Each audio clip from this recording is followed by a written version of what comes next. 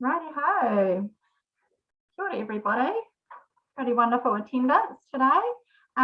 Oriel, thank you. If you can please open for us with the karakia. We'll open the meeting at 1:36 p.m.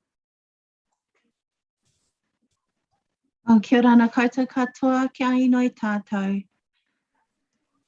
Whakataka te hau ki te uru, whakataka te hau ki te tonga. Kia mā kina kina kia ota, kia mā taratara ki tai. He hia ki ana te atakura, he tio, he hoka, he hauhu. Tūturu whakamaua kia tīna. Tīna. Haumi e hui e. Tai ki. Kia ora. Thank you very much, Oriel. Right, well, atamaria, everybody. Susan, I can see that you've joined us on the Zoom as well. Kia ora. Hi. Kia ora. I can only see you. I can't see everybody. I think everybody else have got their cameras off right now. So. Okay, cool. Thanks. So just in terms of housekeeping, thank you everybody for attending via Zoom. Slightly unusual circumstances that we find ourselves in. And as I've just mentioned, the meeting is being live streamed as per NRC's COVID protocols for a public meeting. As you can see, Susan Botting is joining us as well as the local government media. Local democracy reporter. Thank you, Susan. Yeah, so I think we can just move straight through to apologies. I haven't received any apologies. Does anybody have apologies to share? Fiona Kemp put in her apologies. Cool. Thank you. Any other apologies to go on the record?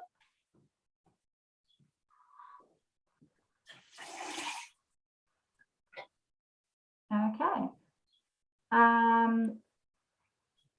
Do we need a move and second that we've received the apologies? I'll move that we accept the apologies. Cool, thank you. And anyone can second that? Tautoko, Deloraine. Thank you, Deloraine. All in favour? Anyone against? Any abstentions? Cool, carried, thank you.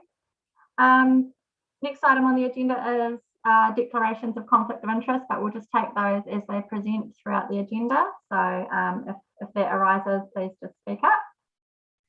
Item 4.1 is the confirmation of the minutes of our last meeting on the 12th of April. Can I have a mover and seconder to confirm those? Yep, I'll move it. Deloraine.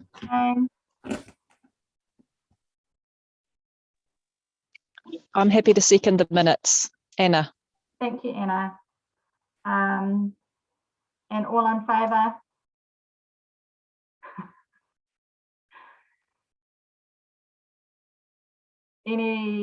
Anyone against or any abstentions? I don't think so. All good. Carried. Thank you.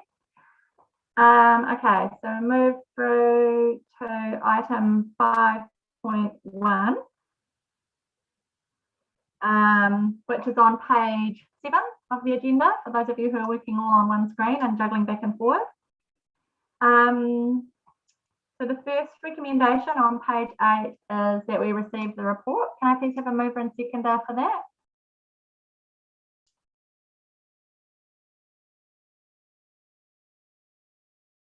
I'll move that we receive the report. And I'll second that, Amy. Thank you, Anna. And all in favour? We're obviously taking silence as favour right now. Thank you, Jason. Cool. All right. So we've received the report. I'm assuming now. Let me check. Yes, Matt is on here. So Matt, would you like to speak to the report before I open it up for comments from members?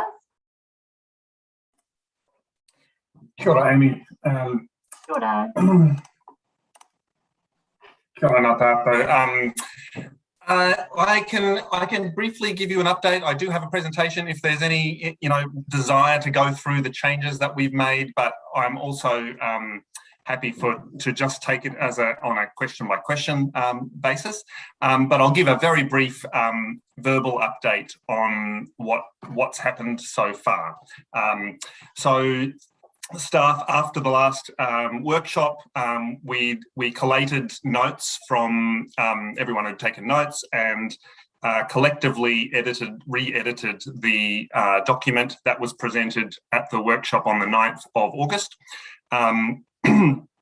Those documents have, we've called them version 2.0. So all of the documents were adjusted apart from the technical report, the climate risk overview technical report. No changes were made to that, just very slight changes. And they're all summarised in the agenda, so I won't go over the details there. One item I would note was that we heard loud and clear that the risk around moving too early in the face of changes to legislation. So we've tried to put that up front and centre and really reinforce that this strategy is about getting councils prepared for the coming changes, not just the changes in climate, but also the changes in the legislative environment, making sure we've got all our I's dotted and our T's crossed and we've got the best information we can at hand, but not moving too early. So just trying to make that very clear throughout the document. If there's more, we need to do to clarify that, we're happy to take advice around that. One change that we have made that may be of interest is we got some feedback from the Joint Committee saying that we wanted both, more details and more case studies and more references, which makes it a longer, more detailed document. But we also got feedback saying we would like a shorter, more concise version as well. So we've taken that on board, and what we present as the version 2 strategy will be the full document. So we're not shortening that document at all, but we intend to produce, once the final version is done and the feedback from the district councils comes in, we intend to produce a summary document or a snapshot document that will get rid of a lot of the text content and put it into tables. And we intend for that sort of like a summary for policymakers type document that is under 10 pages and doesn't have the pictures and the details, but does sort of summarise all the key points of the strategy. So there's an example of what that might look like, has been developed by one of the CAT staff and is presented as a proposed concept of the summary document. And if there's any comments on that, we welcome them as well. I guess the only other thing that I would say is that what we're presenting today is still very much a working draft, as was suggested at the workshop. The intended course of action from here is that we take the comments, we take the current version and we workshop that. We might have to do additional work, considering the short time frame between the workshop and now, but we'll take a version to the councils for workshopping and feedback, and then we'll develop a final version and we will present that to the 30th of November Joint Committee meeting, and that will be proofread, laid out and made into a professional looking document. And we're anticipating that the Joint Committee would recommend that be taken back to the district councils for adoption as early as possible, but we anticipate that probably won't happen until after Christmas. So then we can come back to the March Joint Committee meeting, hopefully with all the councils signed off and with a fully adopted Te Tai Tokerau climate adaptation strategy. And the final point I'd make is that our comms team have been working on this. We've established a joint comms adaptation or climate change adaptation group, and that includes comms staff from all of the councils.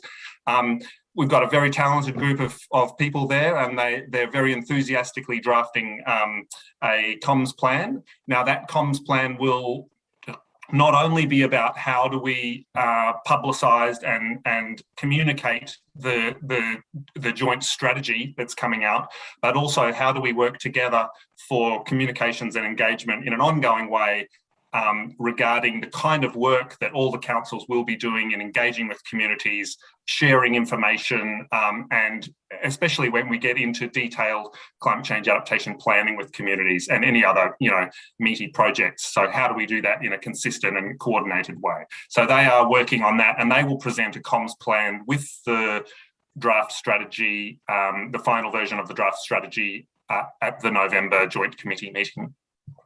I think that's all I need to say. Oh, thank you, Matt. Yeah, really appreciate the work that the staff did in between our workshop and now to get those comments that were made and the discussion that we had in the workshop reflected in the version 2 of the document. Before I open up for anyone else to ask questions or make comments, I just saw that there was a message from Deloraine asking if it's possible for us to share the agenda on the screen of the Zoom meeting. I'm not able to do that because I'm Zooming from my personal computer, but is somebody else, either Erica or possibly yourself, Matt, is somebody happy to share the agenda so that everybody can see it? Because I do know for those who are working off one screen on their laptop, it's actually really hard to do both.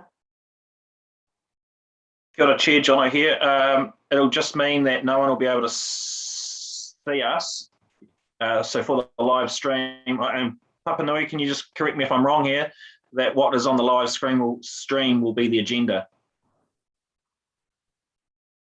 Actually, I'll put a link on the live streaming video, so to the agenda online. Oh yeah, so people can find it. So the question came from Deloraine because I think she's probably working off one computer. Is that correct? Yeah. Yeah, it's not that I can get the agenda, but just having it for the meeting. But if the need is that we see everybody who's on screen, so be it. Thank you. Oh, do you want on the like a gallery view? Is it? Yeah, or is there a need for us to have all the people's names? That's what we're watching throughout until we get to a presentation. We're on speaker view at the moment, so whoever's speaking comes up on the screen. Right. Yeah, and then I will. Oh, actually, I put it on the wrong one. I put it on the Facebook post. Sorry, I'll copy it back. Jono, is it your preference that you have the speakers visible? No, Chair. I think you can choose. Papanui, is there an option where we can have a share screen here through the Zoom of the agenda, so that other members on the Zoom can see the agenda, but that the people that are speaking are still shown on the live stream, not the agenda? Is that an option? What I can do, I think, is I can put the agenda on a link to the agenda on the chat, so they can click into that. Hopefully, that'll take them to the computer screen, so they have to go back and forwards between the Chrome and their Zoom feed. So it's just probably, unfortunately, you have to go back and forwards. Okay. Unless someone's got the agenda and can share it, that's the only thing. Yeah, that was my question, is if somebody who's on this Zoom is able to share the agenda. I'm comfortable with that. I don't feel the need to have my face front and center. So if that's possible. Oh yeah, hang on, I will find it. And then I'll put on there.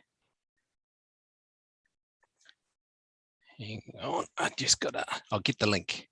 Thank you. Sorry. Well, in the meantime, shall we, did anybody have comments or questions for Matt regarding what is in the version 2?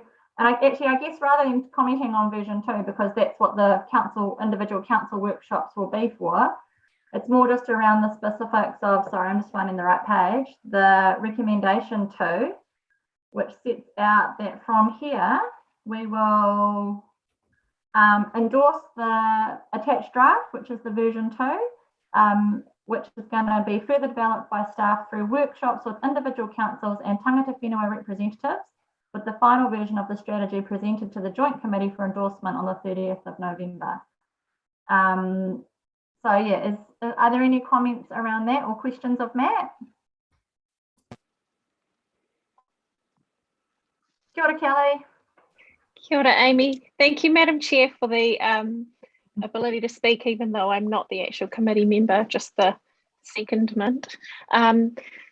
So some of the queries I've had from fellow elected members through this process and the recommendation are, how does this further, or does this impact on our own council's ability to meet outcomes in the, like FNDC currently have a climate change adaptation strategy, roadmap, sorry, and we're already falling short on delivering some of those outcomes. Perhaps Donald or Roger may have a response. Happy for Donald. Through the chair, I can respond to that. We're working through how we're going to bring back the draft strategy into the final district council, and we have a workshop that we are planning in for the 30th of September, which will consider the draft strategy. And then we are also working through how we're going to get that approved internally for it to come back to the joint committee. Thank you, Roger. Kelly, does that sort of set it out for you for FNDC? Yeah, I appreciate the response with regard to the strategy. I am just sneaking in our concern that some of the adaptation roadmap work doesn't seem to be, we're missing our target there, but perhaps that'll come up in our FNDC workshop, Roger. Yeah, just in response to that, what we have done with the regional strategy is we have aligned the regional strategy work with our roadmap and the work that's in our roadmap, and there is a lot of synergies and join ups there that we've got within the roadmap. And there is. So with that, we've got that join up, and then we'll consider where we are on the execution of that roadmap, given that's been obviously it's getting a little bit behind what was actually agreed to in May 2020. Yeah, cool. Thank you. That's perfect. Thank you, Roger. Thanks, Chair. I think then I've got Anna, then Jason, and then you, Delarang. Councillor Murphy. Thank you. I hope you can hear me okay. My reception isn't great. I did just have a few comments that I'd written down. Basically, just thank you to the staff for the amendments and edits that have been made. I think it's a really good idea to have the longer, more detailed strategy, plus a more condensed summary document. I think that's a fantastic idea.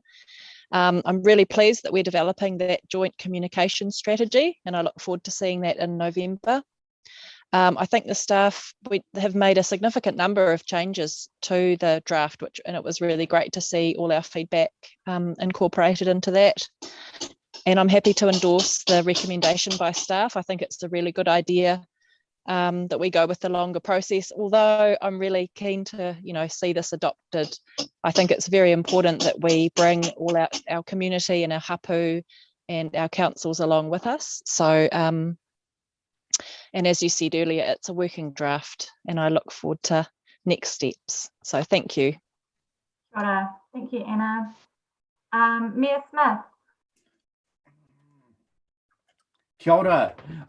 Thank you for the opportunity, and I'd just like to congratulate Matt and the team for a great piece of work here. Just quickly, just on the very, very front cover page, and just in the first few pages at the very start of the strategy document, one of the questions that I've got is that people might ask who wrote this. And we've said here that the author is Climate Adaptation to Tai Tokoro, and then a couple of pages later it kind of explains kind of who that is. I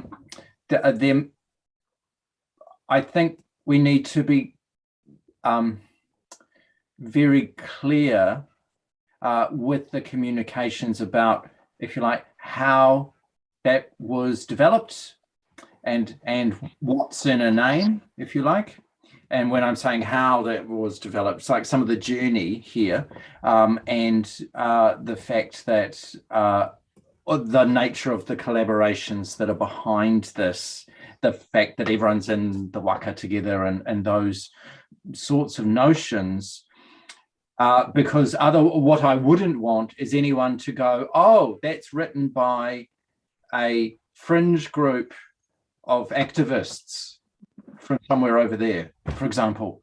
Yeah, which is certainly not, and certainly not at all the case.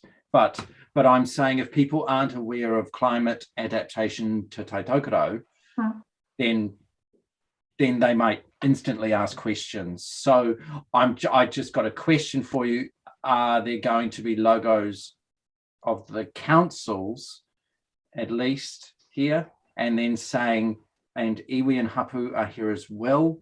I don't know how you can do that visually, but look, I just say we're all in this together. So that's the first part, and I don't know how you guys fix that, but I know that you will. And then the second part, and it's linked with that, is for a draft, even a preliminary draft, which is what this is, the foreword and the executive summary. Even in the draft, they need to be present rather than a gap. And so I also very much like the idea of the summary document as well as the full document. But I just go and reiterate and thank you, Matt, again for your point that was very clear about the other legislation which is in train regarding climate adaptation from the government's Resource Management Act reforms, and how this document potentially fits with that and puts all of Te Taitokoro, Northland, ahead of the curve, potentially, on something about which, as we all know, there is great urgency at present. So I'm very mindful of us not repeating the SNA legislation situation that we have, where the cart is before the horse, and this is exactly the same here regarding that situation of going. We are aware, and it's in the foreword, it's in the wrap document, Madam Chair, that you put around this, that says we are absolutely aware that the legislation's coming. So where this document fits is, this is our current thinking, this is very much a work in progress, this is the draft, preliminary, interim draft strategy, so that people go, yes, it's a work in progress and we can be part of it, rather than some group has put it together and it's complete and it's sealed off and closed to us from participating in that, which is not true. Now, whether those are the other elected members of councils or iwi and hapu at Huia iwi all across the region, the rest of the community engagement, we want this to be everybody's document, because everybody in Northland, ngā tangata katoa o te Taitokoro, everybody is affected by the contents of what is in this and the subject. So I say those things because I want this to have the very best landing that it possibly can. It's wonderful, wonderful work. So again, I congratulate the entire team on this. Kia ora, that's it from me. Thank you, Mayor Smith, and thank you for your input on the workshop, because I know that the staff really have taken that on board, and those of us who are always keen to get things rolling, there's I think we all can see the real benefit of broadening the process a bit, so we've got a bit more time for engagement. Deloraine, I can see that you are wanting to speak, and I think Rose, if you've got your camera on to speak to, but I'll go to Deloraine first. Kia ora, thank you, Madam Chair.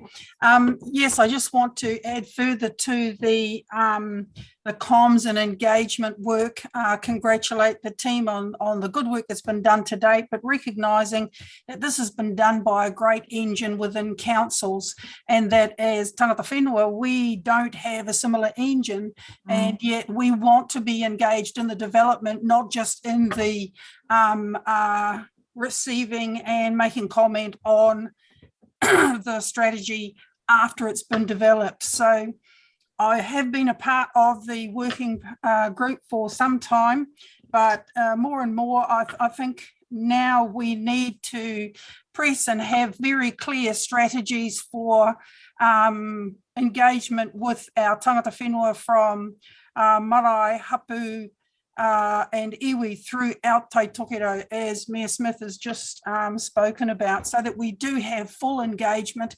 It's good material in the document to date, but I'm very mindful that there's a glaring absence in the tangata whenua voice, and we need to get into that and have that, have the resource to be able to do that sooner rather than later. Kia ora. Kia ora, Deloraine, and in the workshop, Fiona also spoke to that, and that was one of the reasons we decided to support this recommendation here, which is around, you know, a longer process with more time for input. So it means each council can also get their own tangata whenua advisory committees involved as well in the workshopping of this draft. So yeah, appreciate your input though, thank you. Kia ora, Rose, did you want to speak as well? Nice to see you. You're on mute. Yeah, I was just pushing the wrong button. Kia ora tātou katoa. What Deloraine has said, I can't really add any more to it. I can only tautoko that I would see more of tangata whenua on the floor.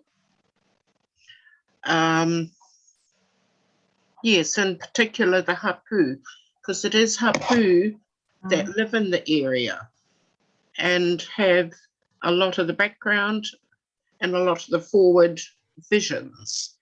So no, that's about all I've got to say to it, apart from an apology to be late. Kia ora. Kia ora, Rose, thank you, and pleased that you can join us. Okay. Now, I can't see everybody on my screen right now, so if there's anybody else who had questions or comments, I'll throw it back to Matt to respond if he wanted to respond to anything that's been raised. But just beforehand, any other members that wanted to speak to this item before we... All right, so Matt, if it's all right, I'll just pass back to you in case there's any response you want to have to some of those comments. Yeah, kia ora. Thanks, Mayor Smith, Deloraine, and Rose, for your comments and feedback and support. I'll start with comments from Mayor Smith. Near the front of the document, just past the contents page, there is a small paragraph in small font. We're very mindful of not trying to make it too much of a big deal, but there is a paragraph about the climate adaptation taitokoro, that it is a joint staff working group that includes iwi and hapu, and something about the nature of the group. We can probably expand on that a little bit more if you think it's appropriate. We didn't want to put too much in there, and we didn't have anything about how the strategy was developed there at the moment.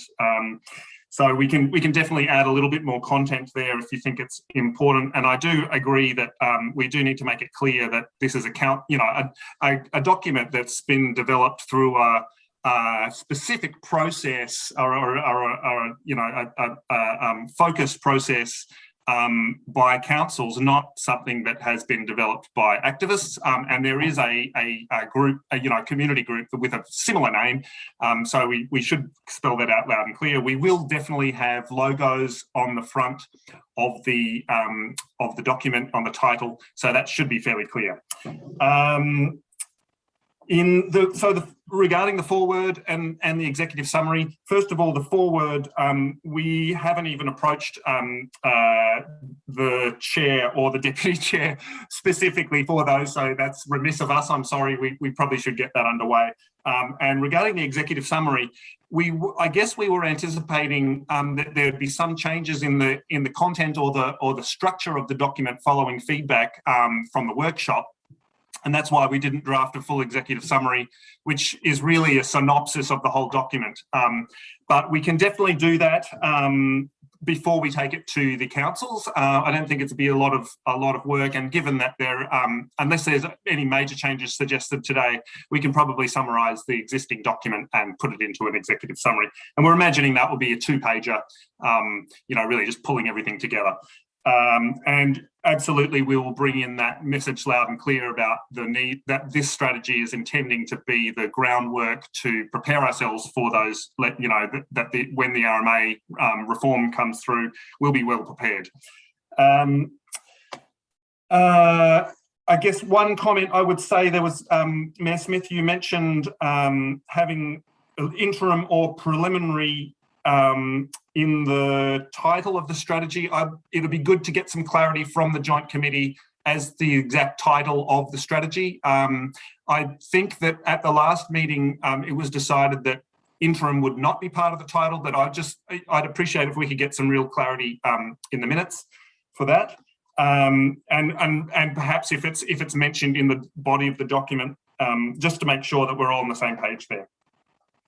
And I think that's all. Apart from Deloraine, we have heard that message, and I'm not sure exactly how that's going to be progressed in terms of resourcing all iwi hapu to be involved in the development of the material for the strategy, as opposed to workshopping it with our existing council iwi hapu representative groups.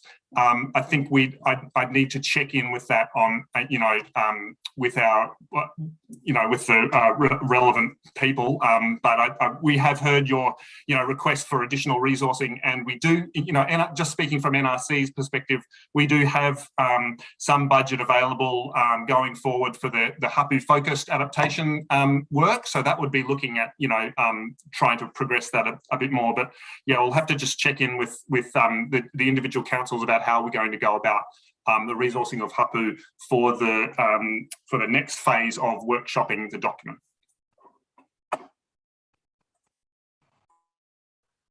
Kia ora. Thank you, Matt.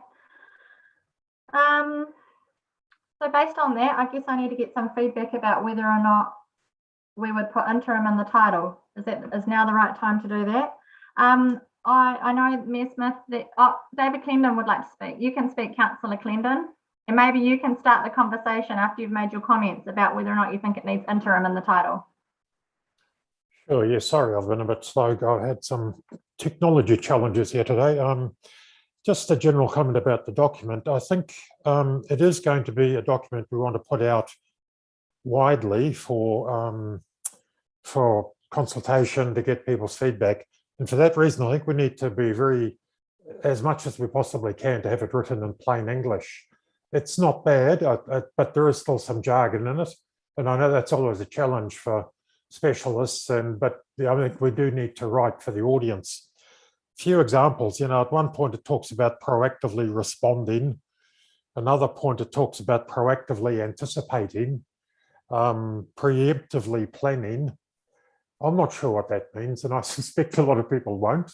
I would have thought all planning was preemptive and all anticipation was proactive. So maybe if we get somebody to read it who's a non-specialist, a well-educated comms person who can go through and really challenge the language, because we want the greatest possible level of engagement.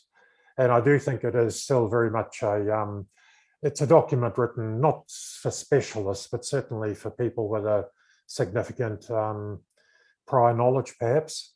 So that's my one comment. I'd say, try get the plainest, simplest English version we can possibly achieve. And I think to get a good comms person would be the way to do that. My only other comment about the impact diagrams. which look wonderful from a distance, but to be honest, I haven't found them helpful.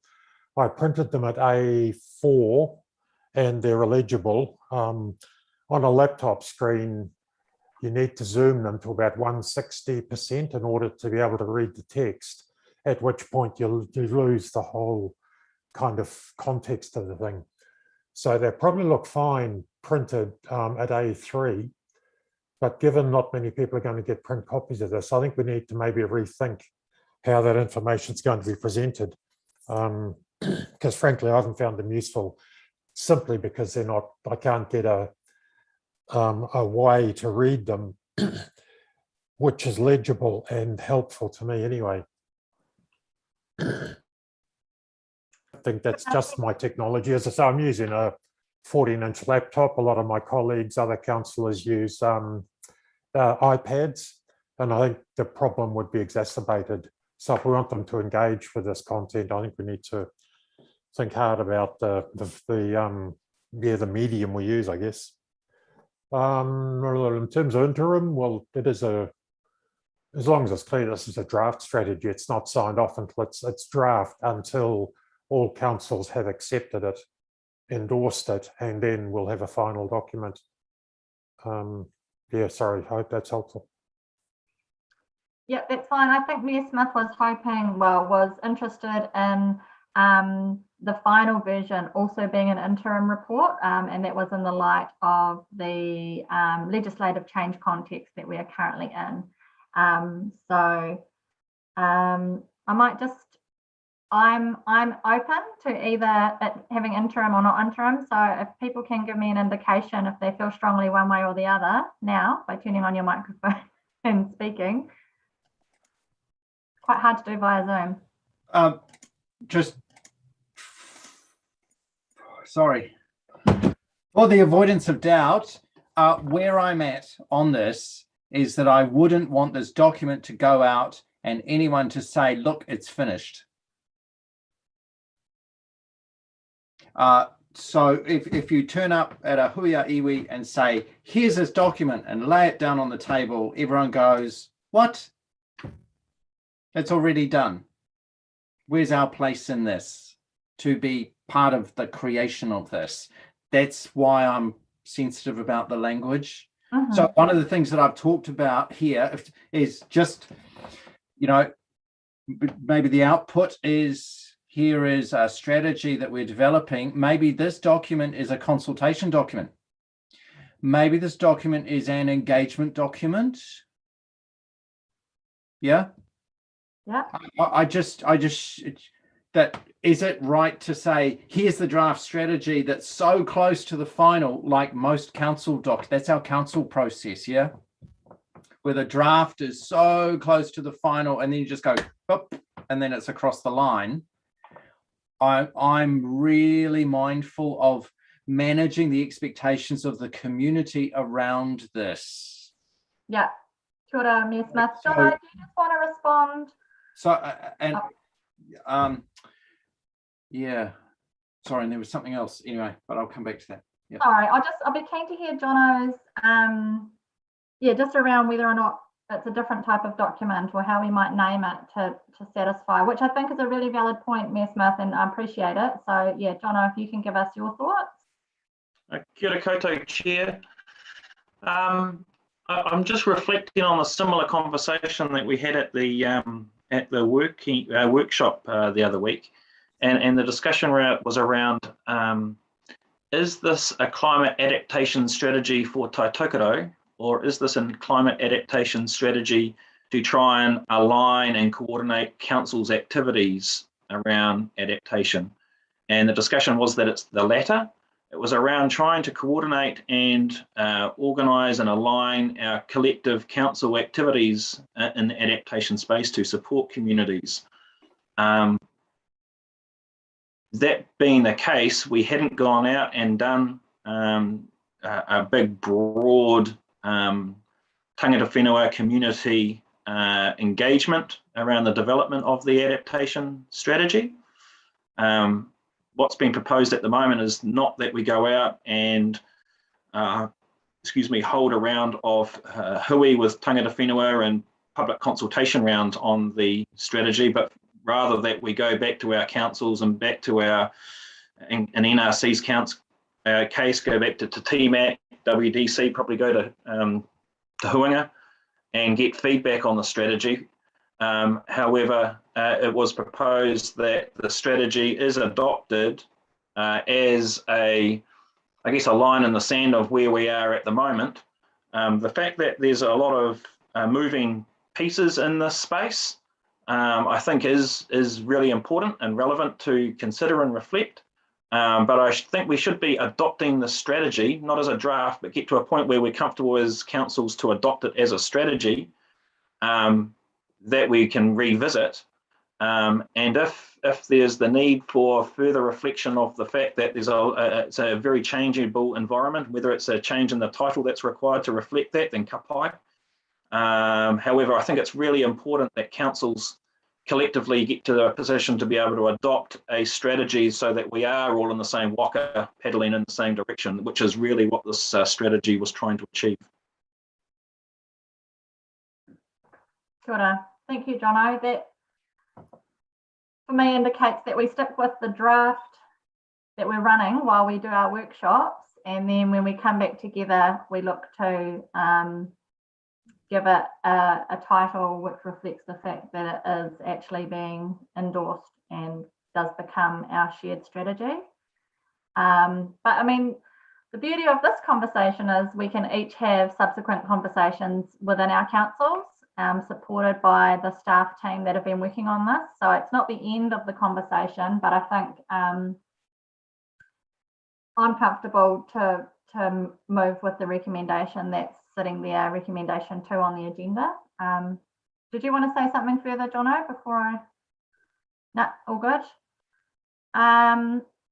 Speak now or forever hold your peace, and maybe we'll try and move the recommendation. Does anybody want to move the recommendation 2 on the agenda there, which we move through to the individual council workshops and with our own iwi representative, not iwi, sorry, tangata whenua representative advisory committees as well.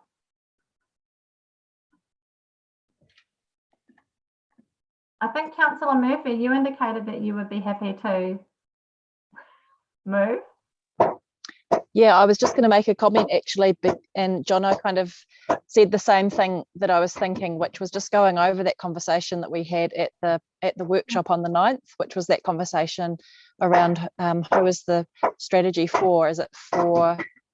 It's more of a council-led document for council adaptation planning. I totally see Mayor Smith's points around using words that are really going to engage and excite people and bring them on board.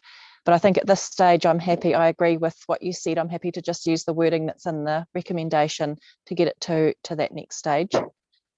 So yes, I would be happy to move option 1, that we endorse the attached draft strategy documents. I don't know, are you going to read the motion out, Chair? I can read out the recommendation just for clarity in case anybody doesn't have it in front of them. So it's we're on page 8 of the agenda, and it's recommendation 2 that the Joint Committee endorses the attached draft Te Tai Tokerau Climate Adaptation Strategy to be further developed by staff through workshops with individual councils and tangata whenua representatives, with the final version of the strategy presented to the Joint Committee for endorsement at the 30th November Joint Committee meeting. Yes, I'm happy to move that. Thank you, Anna. Moved by Councillor Murphy, and is there somebody who's happy to second that?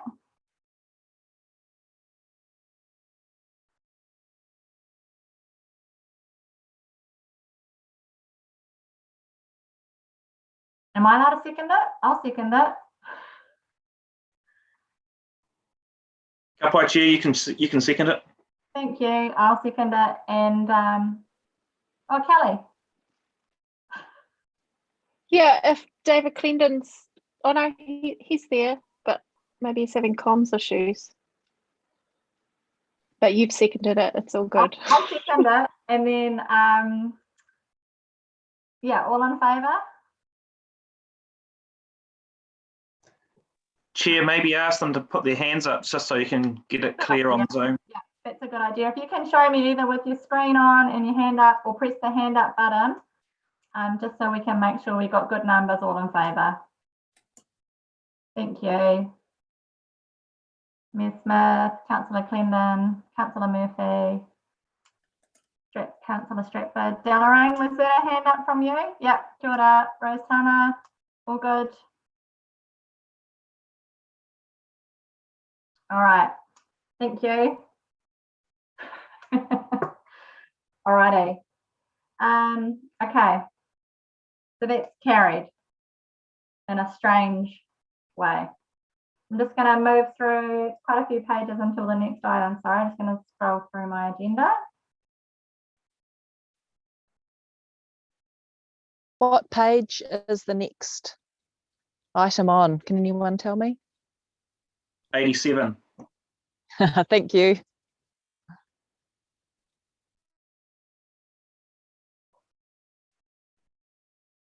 All right, nearly there. Okay, perfect. Okay, so next item is item 5.2. As Jono said, on page 87 of the agenda, and this is the non-elected members allowance. So it's just one recommendation that we receive the report. Is there a mover and seconder so that we can receive the report and then we can have any discussion that we need to have?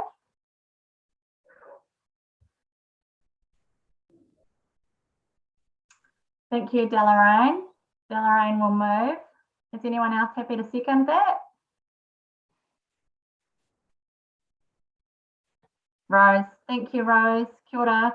All in favour, or actually, I'm just going to ask, is anyone against that? I think it's all in favour to receive it. Okay, so we've received the report. Jono, did you want to speak to this? Kia ora, Chair. Yeah, I can just quickly recap. Joint committee, as you recall, at your last or your first joint committee meeting, you asked that staff go and work together to see if we can get a consistent remuneration allowance policy for tangata whenua members on the joint committee. Staff have gone away and we have spoken with our counterparts at respective councils. And this report provides an update of where we've got to. Essentially, NRC has reviewed our policy and we've increased our meeting allowance to $280 a meeting. Far North District Council and Kaipara District Council currently don't have a policy and have been awaiting NRC to adopt theirs. Then staff will workshop the NRC or propose to workshop the NRC policy with KDC and Far North District Council elected members with the intention of seeing if we can get consistency through that process. WDC don't have a full policy but have a meeting allowance. As I've said, it's slightly higher than what the NRC allowance is. WDC is proposing to review their allowance at the start of the next triennial, or following the next triennial elections, but we'll look to adopt all of the other aspects of the NRC policy. So we're moving in the right direction, I think, is the story around trying to get consistency. It's just a bit of a matter of taking some time and process to go through the necessary steps. But I think we're well on the way and with the intention of trying to achieve consistency. Delarraine, I see your camera's come on. Feel free to jump in here. Thank you, Jono, Madam Chair. There are a number of committees that myself and other tangata whenua are on where the same issue has arisen, and we have done some work with NRC, for example, on the Tangata Whenua Water Advisory Group, made some suggestions that have been accepted by NRC. I'm hoping that that might in fact become the norm for the way that non-elected tangata whenua members are remunerated in future. It is Kia ora, Delarraine. consistent with what WDC is currently suggesting. Kia ora, Deloraine, just so I'm clear, you're referring to the hourly rate for when members are contracted to deliver particular advice, is that correct? No, that's, well, we could do that, but I was actually speaking about the attendance at the meetings. Currently, the WDC is accepting our suggestion of $70 an hour for the meetings to a rate, I think it's for a 4-hour meeting, it would be $280, for example. That's what we're currently, what we've currently agreed to with the Water Advisory Group with NRC. That's the meeting attendance fee, and there's another fee that's a contractor fee, a range of fees. Kapai. I think NRC's position at the moment is we've got a meeting fee, not based on an hourly rate, and that's what council's just adopted. I understand that there's your contractor's rate, and if we get into a similar situation here with the Joint Climate Change Committee, then maybe we need to have a look at that and see if that's a model that we want to use here for the Joint Climate Change Committee also. I guess from my perspective and the perspective of those people who have spoken regarding this matter, is that the council meetings can vary anything between 1 to today's 4+ hours. So a meeting rate, in our opinion, is better reflected in an hourly rate. Yeah, kia ora, Deloraine. Thank you. Maybe, Jono, is there an action that we can take away from this for you to have a conversation and just, yeah, what can we take away as an action? I'm not sure if there is an action, Chair. I think NRC has just adopted its meeting allowance policy and is chosen not to do an hourly rate for meetings and chosen to have a set rate. And that was just adopted at last month's council meeting. And I know through those discussions with council, the option of looking at an hourly rate was considered at the same time, and council decided not to go down that path at this stage. Can I make a final comment? Yeah, go ahead, Deloraine. It's unfortunate that that position may, in fact, distract tangata whenua from participating in the roles that council want us to. Thank you. Kia ora, Deloraine. So in terms of what we've got on the agenda today, I can see that what we are looking at is it's essentially an update based on the updated policy that NRC has already officially endorsed at our last meeting, our last formal meeting. We endorsed the update to the policy, which gives the revised meeting rate. But I think I would like to understand, Jono, just from an NRC perspective, just that consistency question around the different forums that we're operating in, and just for example, that question around the use of contractor rates when we are, and I can see that that's not necessarily something we need right now, but I think it makes sense to be consistent in how we approach the work, and in the future we might be looking to operate in that way. So maybe if there can just be an action for yourself and yeah, for me and you to maybe catch up with Ben just about what's happening, Ben Lee, the general manager for the group manager, sorry, that's responsible for the Tangata Whenua Water Advisory Group, and we can just make sure we've got that consistency understood. But yeah, hear you, Deloraine, loud and clear, and yeah, understand where you're coming from for sure. Rose, did you have a comment? Yes, I'm just wondering if there is a further decision as to whether or not the alternative representative, if attending Hui, also gets reimbursed. the last meeting early this year, it was going to be discussed. Jono, do you want to speak to that? Yeah. Kia ora, Chair. Kia ora, Rose. Council did have another look at that. That was discussed as part of the review, and the policy has reconfirmed the position that meeting fee will be paid for the member who's primary nominated onto the committee. And if that member's not there, then and the delegate attends in that person's place, then the delegate is eligible for the allowance, but not to pay the second nominee for their attendance, unless they're standing in for the other person. Okay. Yep, Deloraine. So we've had this conversation before, and I'll just add in support of Rose's request is that where, for example, I might not be present and Rose needs to come along, so she's not up to speed with the development in a very fast moving program. Rose or whoever the proxy member would be, that the expectation that they would then be up to speed to participate in an effective way at the meeting, I think is unrealistic.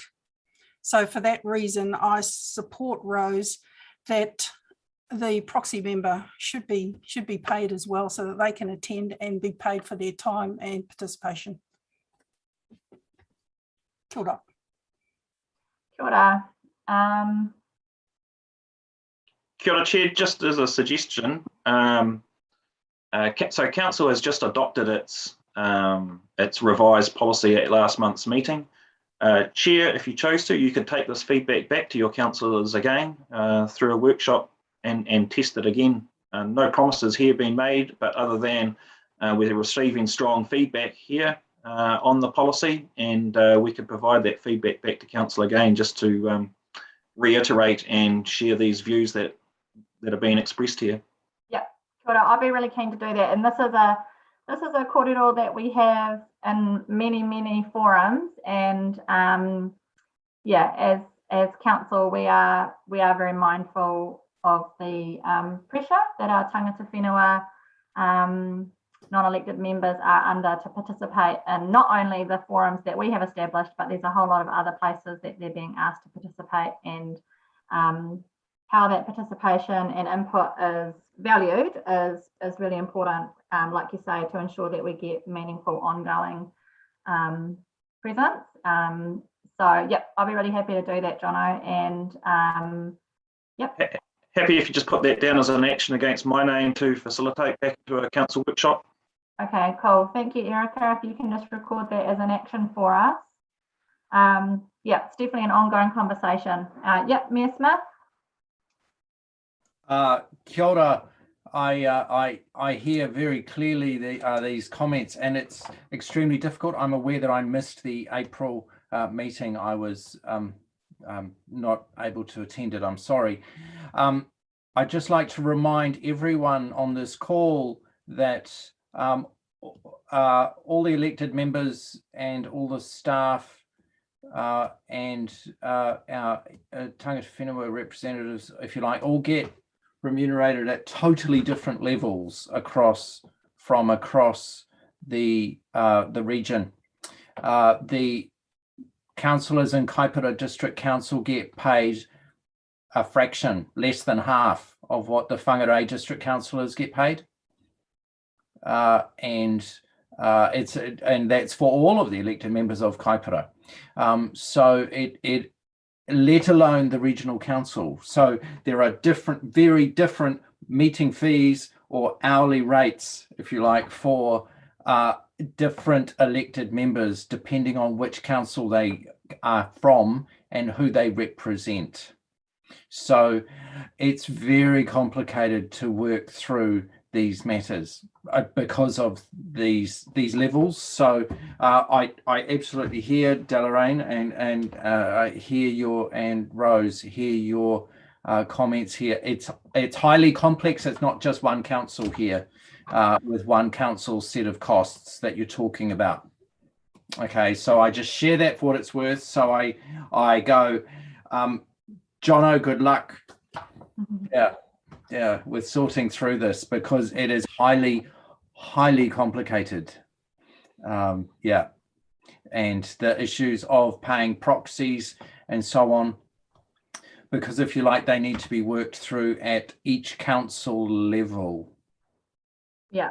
And that's where the governance is for now regarding how the processes work.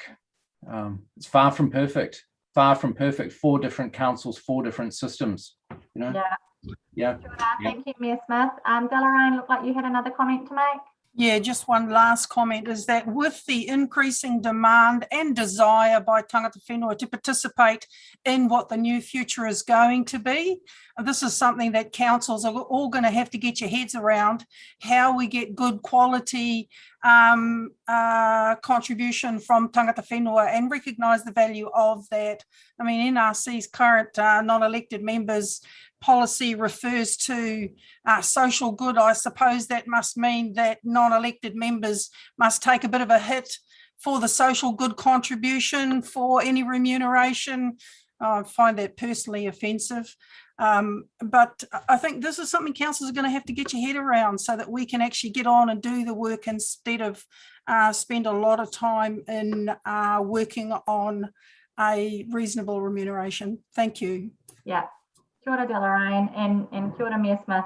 Good comments, like you say. It is complex, but I agree the future looks different, so it's best we just get on with sorting it out.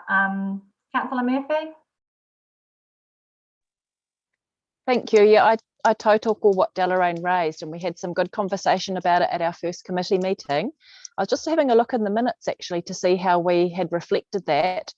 And I was just wondering if someone from Whangarei District Council could give me an update, because I know in the minutes it says that the Joint Committee recommend to respective councils to develop a consistent policy. So I'm not sure, and Jono's explained that NRC, you know, have looked at that again and you've had conversation, but I'm just wondering if there's someone from WDC that can speak to whether that's come back to our council for discussion at all. I think it's just, Delarraine does make a really good point about the fact that to have everyone at the meeting together is actually optimal, because if someone is sick or away or can't attend, it's so valuable, you know, having that, the second or the proxy having been there as well, so that they understand what's going on, they're up to speed and they can take those messages out. I think it makes what we're doing so much stronger, more collaborative. But yeah, if there's a WDC staff member who could speak to that, thank you. Emily Thompson has said that she's happy to respond to you. So take it away, Emily. Thank you.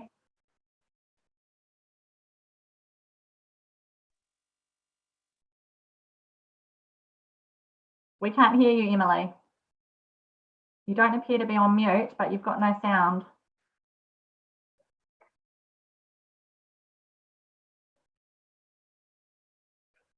Is there anybody else from WDC who would like to step in? Kia ora koutou, it's Bernadette Apirahami here. Can you hear me? Yes, kia ora. Kia ora. Yes, so thank you, Councillor Murphy, for your question.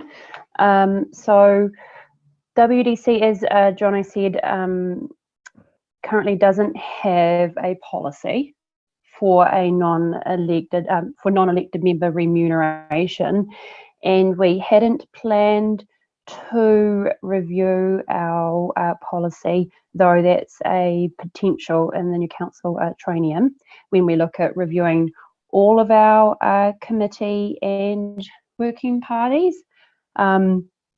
We strongly prefer to keep to the agreed level of remuneration for our hapu members, because it aligns with the remuneration for Te Kārearea. And we felt that we'd got to a milestone of being able to resource our hapu and felt that it was a backward step to then ask them to take a reduction in that agreed level. So that's why we are working on the guidance of our hapu representatives to remain at the existing level of remuneration. In terms of enabling resourcing for our Whaia Rosie, our secondary or proxy representative, and we have a draft contract at the moment that enables that outside of this process. So that would be through the climate change work directly, as opposed to coming out of the climate change work with Whangarei District Council that our hapu representatives participate in. So we have a provision within our contracts with our hapu representatives, but that doesn't come out of this committee. Okay, hey, sure. Thank you, Bernadette. That's great. Thank you for explaining it so clearly and so slowly, and just refreshing my memory about that. So that's very good. Appreciated. Cool. Thank you. That's actually a little bit helpful to hear also just how differently WDC is doing it, and just demonstrates that we might need to think differently about these things to get the best outcome. So with that, with an action for NRC to do some more work in this space, I think we can move on to the next item on the agenda if everyone's comfortable with that. So that's moving to page 94. Oh, no, sorry, page 93, item 5.3, and this is about the Joint Committee identity. Jono, once again, your name is here. Would you like to speak to this before we try and seek enthusiastic volunteers? Just wondering, Chair, do you want to have a mover and seconder to receive the paper first? Thank you for the reminder. I appreciate that. Is anybody out there happy to move and second that we receive the paper? Thank you, Delaraine. Mover. Seconded, Rose. Thank you. All in favour? Anyone against? Cool. Carried. Thank you. Okay, so we've received that paper. And Jono, if you'd like to speak to it, thank you. Kia ora, Chair. Again, one of the actions from the first Joint Committee meeting was to consider a te reo name for the Joint Committee, given the significance of the kaupapa and the partnership approach being adopted. On reflecting on that, after the meeting and discussions with some staff, we felt that it would be extremely helpful and appropriate that the Joint Committee has a small working group to work with staff and advise on process to go through to identify an appropriate name for the Joint Committee. So the suggestion was that, maybe two tangata whenua representatives and a councillor representative form a small group to work with staff and to bring recommendations back to the next Joint Committee meeting in November. Cool. Thank you, Jono, for that summary.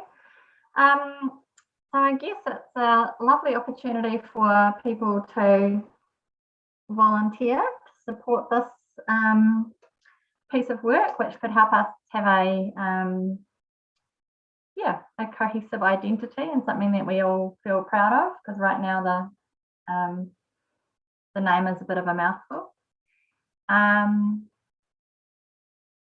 So looking for anyone to indicate if they might be interested, and we've got here that we'd look for a te reo Māori name. So yeah, would appreciate if any of our Māori members were happy to support us to get that right. We have, it's always good to get support from members to make sure we do get it right. So is it a case where I can nominate volunteers? Yes, Jono. Kia ora, Chair, just to clarify, it wasn't necessarily that we were looking for members to come up with the te reo or the joint committee, but to help advise on who we should talk to and the process to go through. Cool. Staff, we didn't feel that we were appropriately knowledgeable to and would appreciate that support. Yeah, kia ora. Okay, thank you for the clarification. Deloraine, your camera's on. We can't hear you, but it looks like you're volunteering yourself. Yeah. All good. I think between us we can probably shoulder tap a few people who could come up with the right thing. And kia ora, Chair, you don't have to have 3. That was just my suggestion. Okay. Deloraine, what do you recommend in terms of what we put down here as names? Would you be happy with it just being yourself, and then we take it from there, or?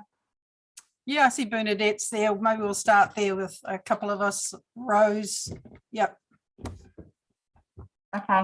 I saw Snow in there somewhere, but I think we'll just contact people and see what comes up. So can we just have Deloraine, maybe Jono, as the point of contact? And she's indicating that she's happy to kind of network amongst the Māori members and take it from there. Thank you very much, Deloraine. Much appreciated. Okay, so I would like to move that Deloraine becomes the name. and we just work with her as the point of contact, but she can network through this committee and wider to get the right kind of engagement. Is somebody out there happy to second that?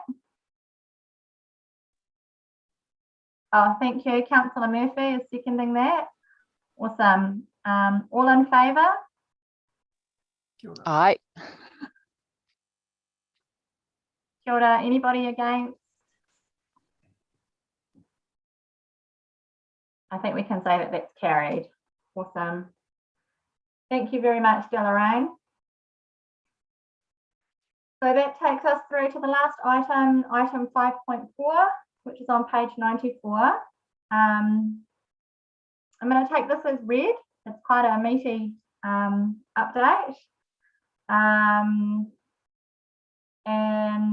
Maybe if we can just receive the report and then Matt can speak to it. So if I can just have a mover and a seconder to receive the report.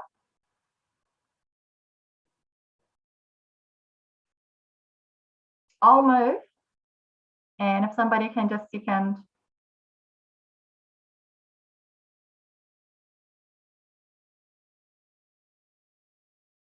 I need a little tumbleweed that goes along my screen when you guys leave me hanging like this. Councillor Stratford, thank you. Oh, no, take Deloraine because I'm just here. Thank you. Okay, Deloraine can second that. All in favour? Anybody against? Thank you, Councillor Murphy. All right, cool. So we've received the report and Matt, were you going to speak to this? All right, thanks, Amy. Yeah, look, I've got a bit of a presentation. This is a significant milestone in the international climate change community. It's a big deal, and it does come just before the COP26 meeting in Glasgow later this year. The report, if you've been following these COP meetings, the COP means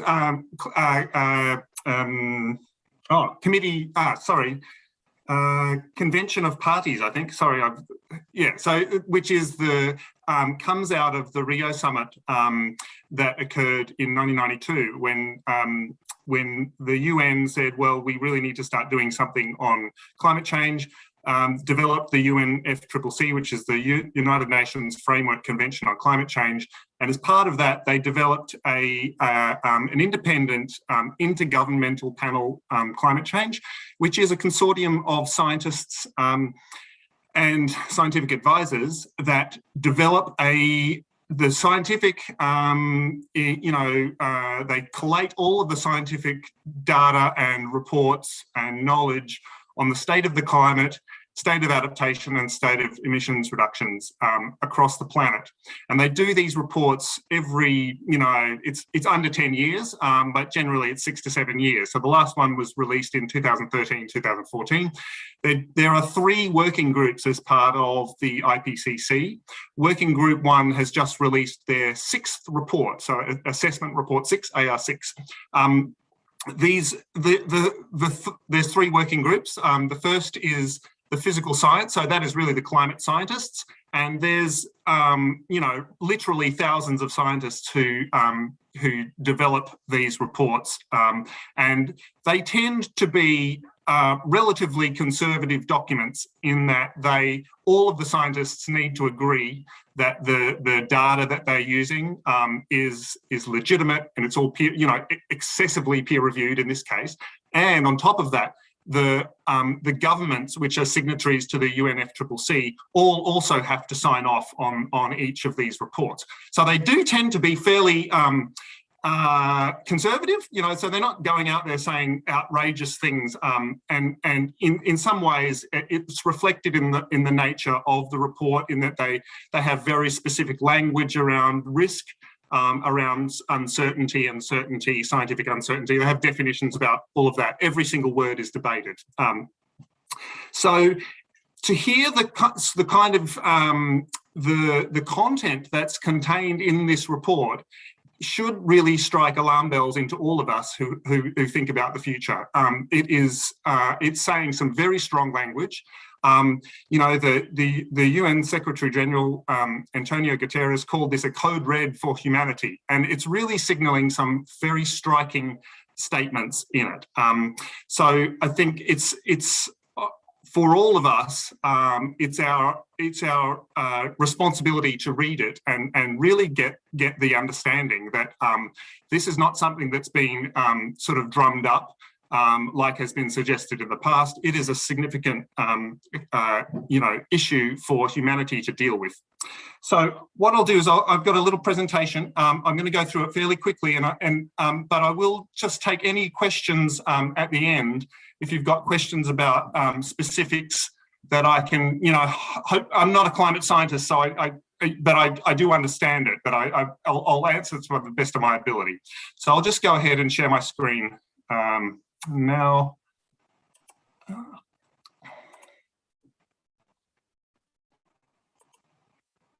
Can everyone see my screen? I've got a lot of things in front of it. Yes. Yep. Okay. Right. Okay. Oh, there we go. Okay, it's a bit slow. Okay, so there's 4 parts to the report, and the first part is really about the observed changes to the state of the climate at the moment. And here we go. The first, the third word in A1, unequivocal. Now, if you track the past reports that have gone, it started off, well, there could be a change, or there might be, or we're fairly confident. Now it is unequivocal. So humans are making changes to the atmosphere.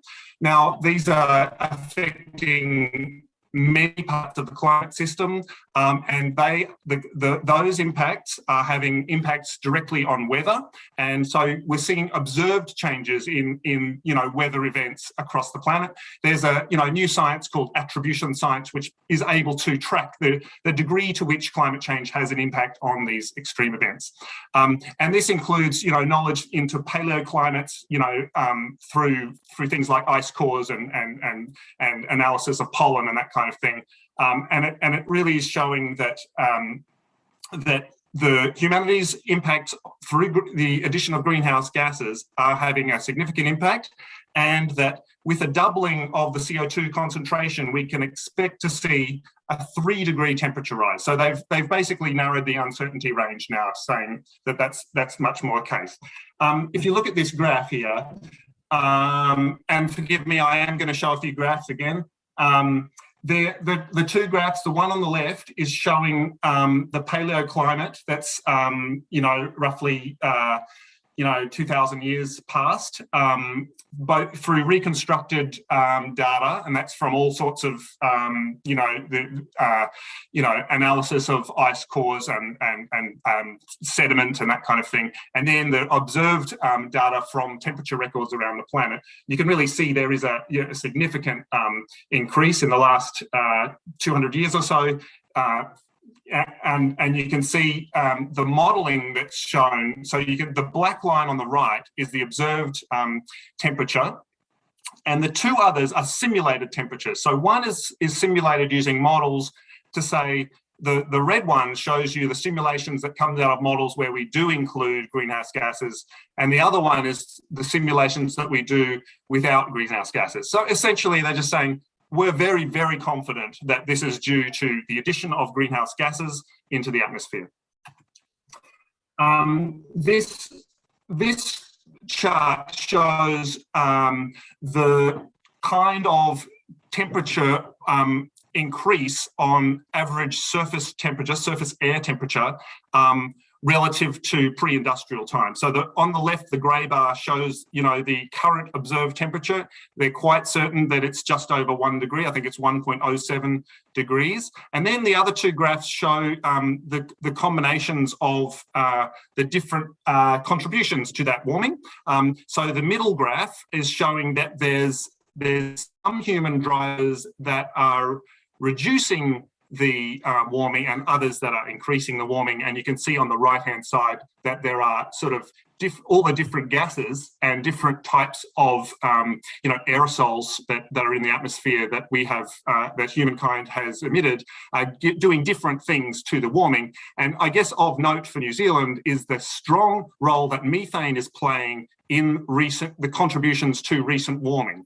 And that's, you're looking at, what is that, about at least a third or more of warming. It's about 2/3 of that. The role of carbon dioxide is the role of methane, and that's due to its propensity to increase warming in the short term. But it is unstable in the long term. So carbon dioxide lasts for hundreds of years, methane only for decades, but it's 22 times the warming potential. So for New Zealand, where we have about 40% of our greenhouse gases are methane, for the country, that's a significant issue. So the second section, B, looks at climate futures. So this is where the modelers come in and they say, well, what's going to happen under different emission scenarios? And the kind of things that they're doing are running, they're comparing. The IPCC takes probably hundreds of global climate models from some of the best research institutions around the world and compares them and draws averages. And there's some very interesting data. If you want to look at data, you can go to the IPCC report site, and they've got a link to all of the data that was used in the projections, and they've got some really neat visualizations and maps and things, and interactive graphs. So if data's your thing, go and check it out. I can send a link around later if you like.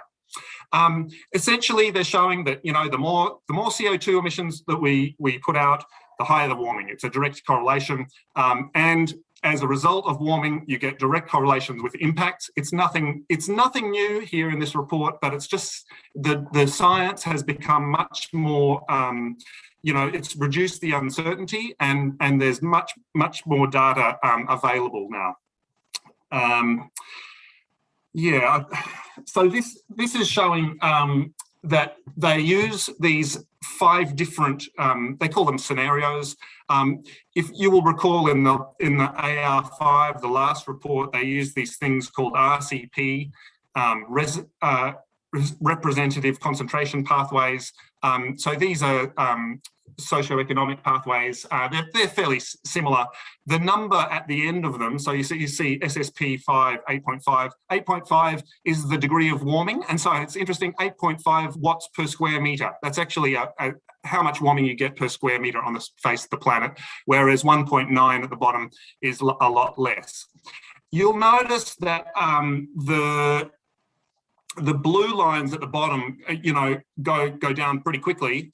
That's because they are very optimistic in terms of emissions reduction, but they also include negative emissions, i.e. carbon dioxide removals.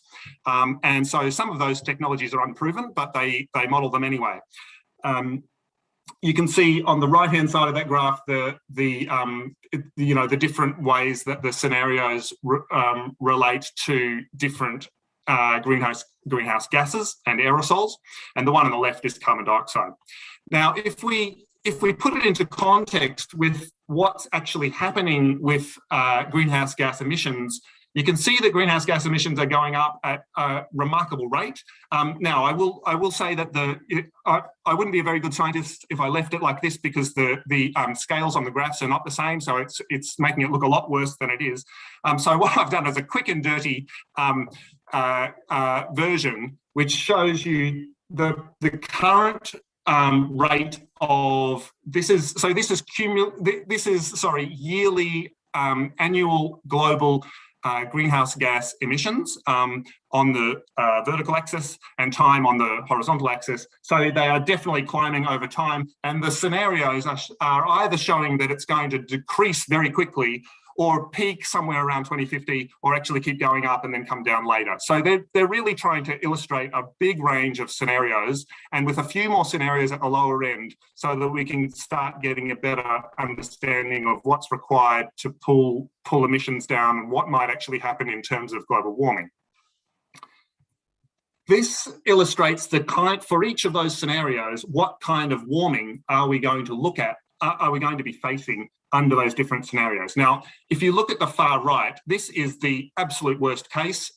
We're looking at somewhere around 4.5 degrees centigrade of warming by 2100. So that's within 80 years compared to pre-industrial. So I would remind you that we've already had 1.1 degree of warming. So they're saying what on top of that, we're going to get extra.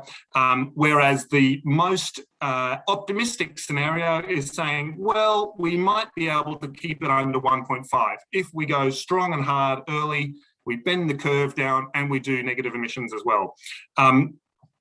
But if you look at what's tracking and some of the projections, we are more likely to be landing somewhere around the middle of the screen, where we're looking at something, between 2 and 3 degrees of warming by the end of the century. But it's totally dependent on the success or otherwise of international greenhouse gas emissions reductions. This graph, or table rather, shows that in the near term, medium term and long term, and near term is within 20 years, mid-term is within 40 years, and long term is, by the time my kids are grandparents, under the different scenarios, so the scenarios are running horizontally, what kind of temperature increase that we might be able to see. And so in all cases, we are reaching 1.5 degrees of warming within 20 years. So that's not good news. And the worst news is that all of the cases actually go beyond 1.5 degrees by 2060. And the only case where we keep it under 1.5 degrees is the most optimistic scenario that strongly relies on negative emissions technology. So, they're looking at SSP1. In the long term, we're looking at 1.4 degrees, and that's the Paris Agreement goal of trying to keep it to 1.5, but definitely under 2. So the only one that keeps it under 2 is the SSP1 2.6, and that's again quite an optimistic scenario, for you'll recall. However, if you look at the worst case scenario, if we just keep burning coal, we're looking at over 4 degrees of warming, and that is seriously concerning, considering some of the projections of the impacts that will happen in the rest of this report.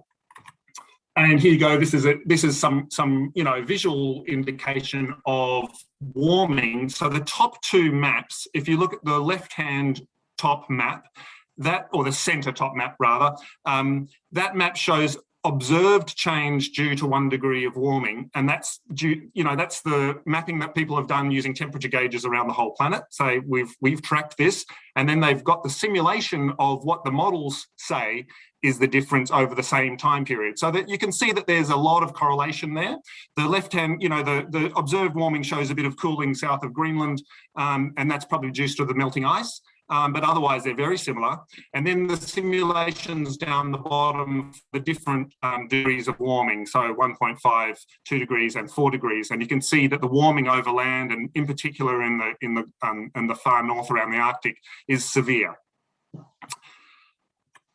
The next section is really talking a lot about the information you need for risk assessment and provides quite a bit of details into different regions around the world. And I'm not going to go into that because we want to focus it on a local analysis here. But suffice it to say that they've done a lot of work in downscaling the global models to give regional data for different parts of the continents at a relatively regional scale. They are saying that the changes in what they call climate impact drivers, and that's sort of the impacts that we see, are a lot worse as you get higher warming, as you would expect. And some of the most surprising of the parts of the report are here, where they say actually some of these low likelihood, high consequence outcomes cannot be ruled out. And so these two statements are quite surprising, given how conservative this document is. Basically, the first one says that even within the very likely ranges of the model projections, there's a possibility that those get exceeded, and if those are exceeded, it's very likely that the climate impacts will be exceeded as well. And the second says that very low likelihood, high impact outcomes can occur at any kind of scenario, but at higher emission scenarios, there are more and more likely. And they're talking about abrupt responses that impact tipping points, such as Antarctic ice melt, cannot be ruled out. Now, if you look at the top right-hand statement on this page, sea level rise greater than 15 meters cannot be ruled out in a high emission scenario, and that's like the year 2300. Now that's a couple of hundred years away, or more than 200 years away. But if you think about our current planning rules require us to plan out to 100 years, and there's recommendations to go push that out to 150 for large infrastructure and subdivisions. 15 meters is a lot more than what we're considering now. And this is due to the fact that they're stating that there is this low likelihood, high impact line that is kind of at the high end of our projections, that it's a possibility. It's a low likelihood, but it's a possibility. And when we talk about risk assessment, we need to consider the potential for this to happen. If you look at the arrows I've just put in there, the arrows at the bottom, let's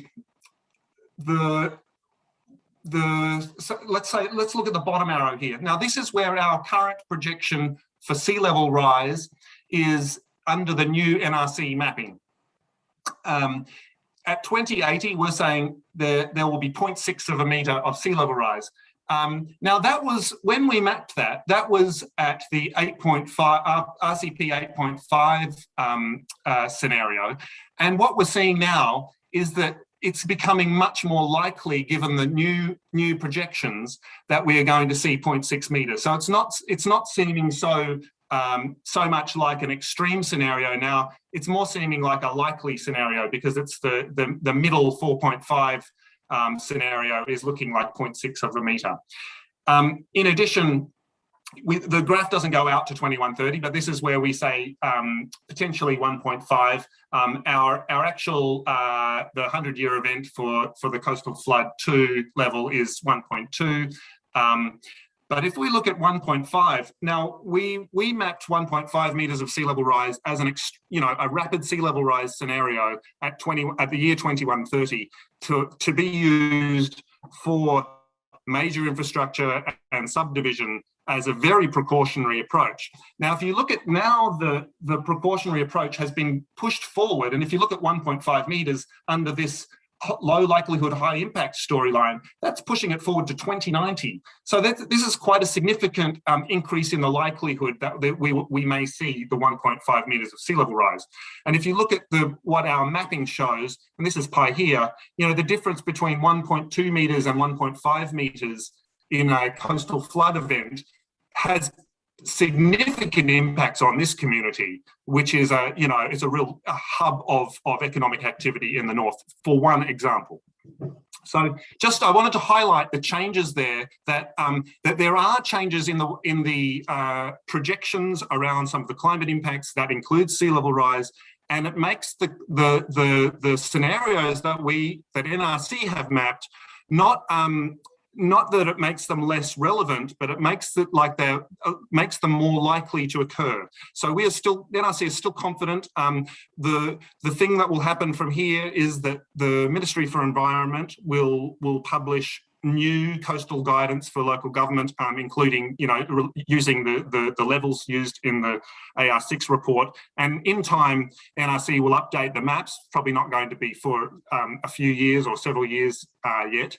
But for the time being, these levels still stand as very relevant and indeed more likely to occur than the previous AR5 report indicated. And finally, the fourth section of the report, D, limiting future climate change. And this is really where we start talking about greenhouse gas budgets. Essentially, they say that, there's a direct link between warming and greenhouse gas emissions, and that there is without significant reductions in greenhouse gas emissions, we're going to see warming. Now, this is nothing new, but what they've done here is provide some more details in the numbers. So if you look at this table, you can see it's a bit confusing, but what we've got on the left is approximate global warming relative to the pre-industrial levels, and you've got 1.5, 1.7, and 2 degrees. And so these are sort of related to the Paris Agreement targets. And the center column here that says estimated remaining carbon budgets from the beginning of 2020 is essentially the amount of greenhouse gas we can put into the atmosphere to keep ourselves under that 1.5 limit. So because there is a direct correlation between the amount of greenhouse gases that we put out and the temperature rise, it means we've got a finite amount of carbon budget, if you were, that we're allowed to spend. However, being good scientists, they don't just say a fixed value. They say, well, it's a probability because there is a certain amount of uncertainty. So to have a 83% probability of keeping global warming to under 1.5 degrees of warming, we've only got 300 gigatons of carbon, CO2, to be emitted. Now, if we think about that, we're in the order of 35 to 40 gigatons per year, that gives us not a lot of time to reduce our emissions to keep it under 1.5 degrees of warming. If we only want a 50% chance, we've got 500 gigatons, and so that's about 12 years of budget, but it still doesn't give us very much time to completely transform our global economy.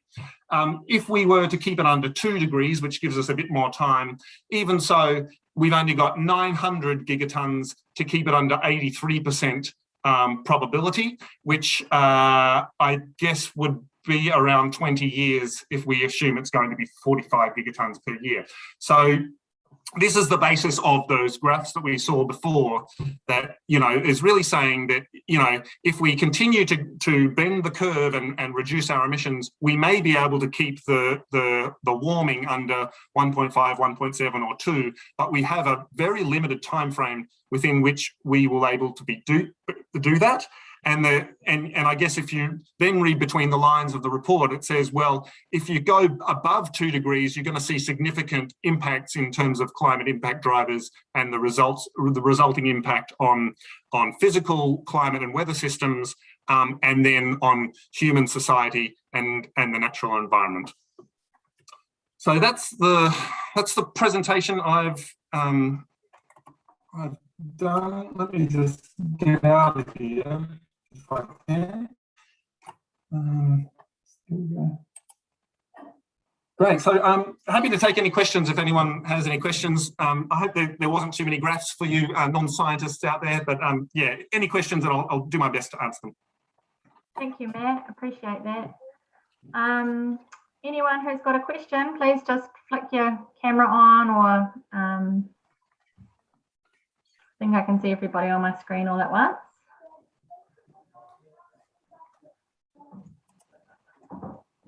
It's quite heavy. Oh, Valeraine. Is that a question? No, I'm just saying thank you. It's scary. That is scary. Yeah, I agree. I did the reading and I felt quite somber afterwards. Kia ora, Councillor Murphy.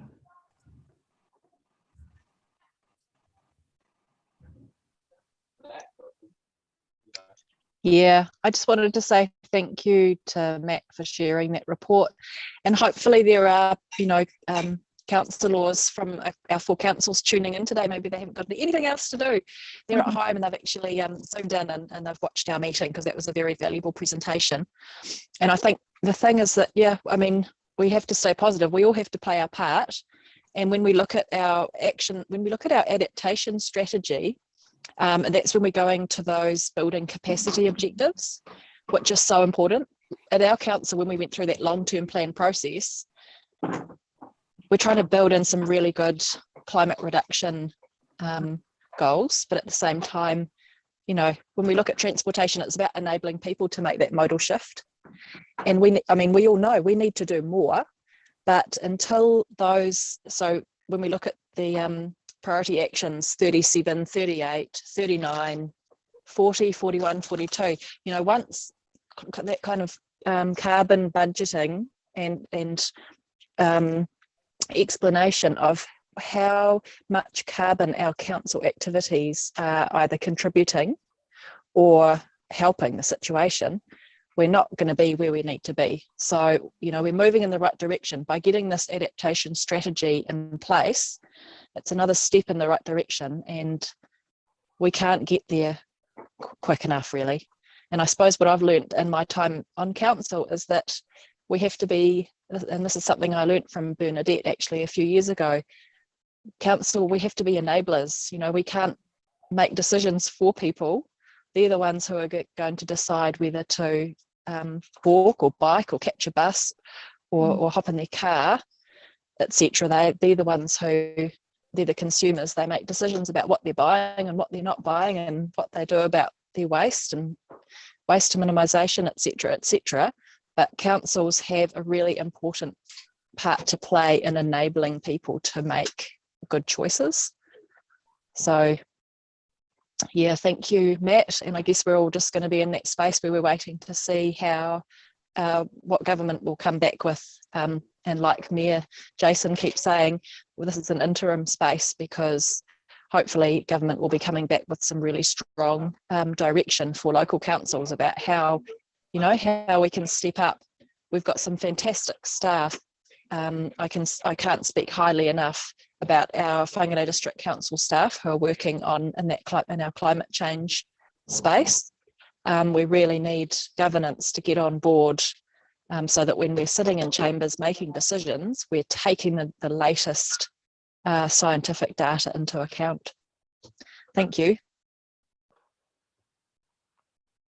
Kia ora, Anna. Yeah, total for that.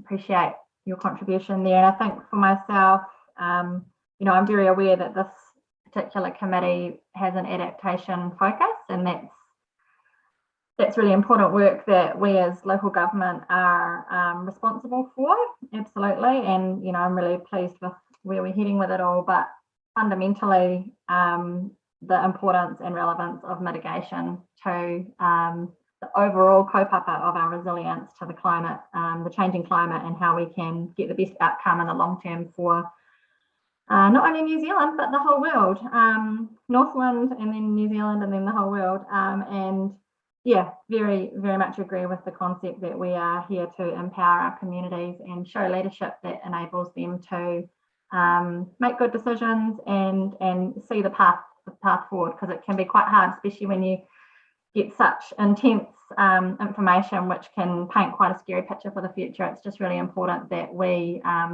rise up to the challenge of being the ones that can help lead the way as to what needs to be done. Mayor Smith, I can see that your camera has come on. Yeah, kia ora. Thank you, Madam Chair. This is a very sobering report. Thanks, Matt. You know, it's putting this together is very, very heavy, heavy content indeed. And of course, part of the business of councils is making decisions for the people of tomorrow, just as much as we're making decisions for the people of today. And so the work that you're signaling here is very much about those tomorrows. We have to be mindful of current sustainable resources in order to make our future world, if you like. But these predictions that you've shared with us from the latest IPCC report make for very sobering listening indeed. I'm happy that this presentation is being recorded, because then other people across Te Tai Tokerau will be able to also catch up with this, because it's tough, and it's not what you call an easy read or an easy listen.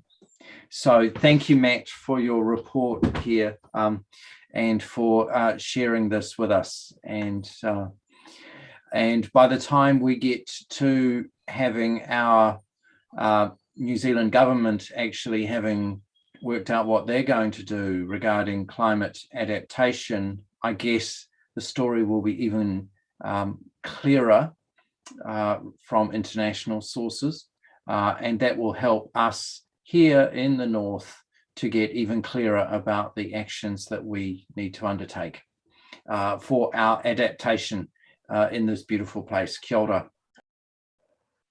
Kia ora, Mayor Smith. Anybody else have comments or any questions for Matt?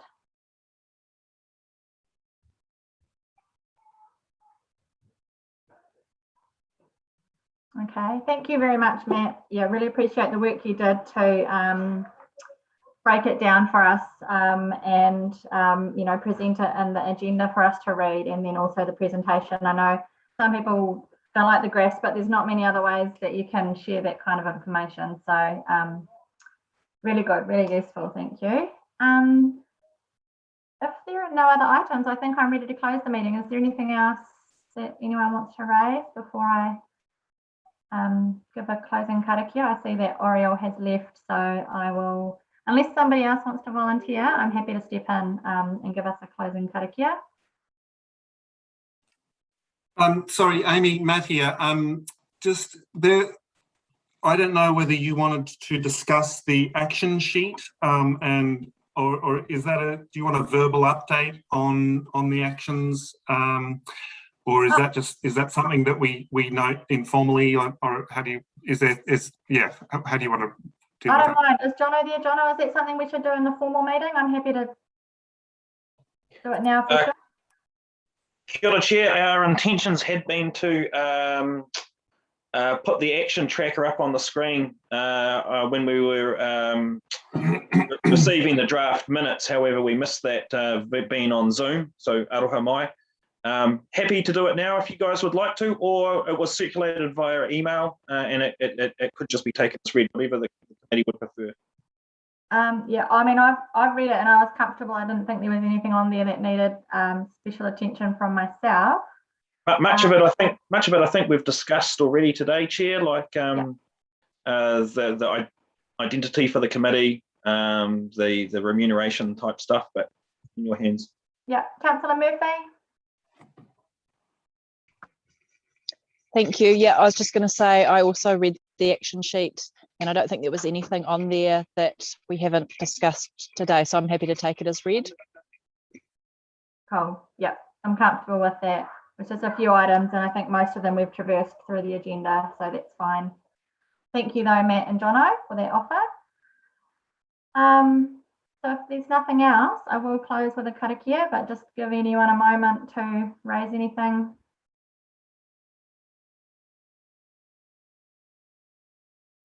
Alrighty. Okay. Well, thank you very much, everybody, for attending. Really great to have so many people joining us today from all the respective bubbles that you're currently occupying, and we're not far away from an interesting announcement. So thank you for giving this kaupapa your attention for a little while. Yeah, I'll just close with this karakia. Kia inoi tātou. Unuhia, unuhia, unuhia ki te urutapu nui. Kia wātia, kia mama, te nākau, te tinana, te wairua I te ara takata. Koia rā e rongo, whakairea ake ki runga, kia tina, tina, hui e, taiki e. What the fuck? Oh, wow. Okay, so thank you, everybody. I think we can finish the live stream.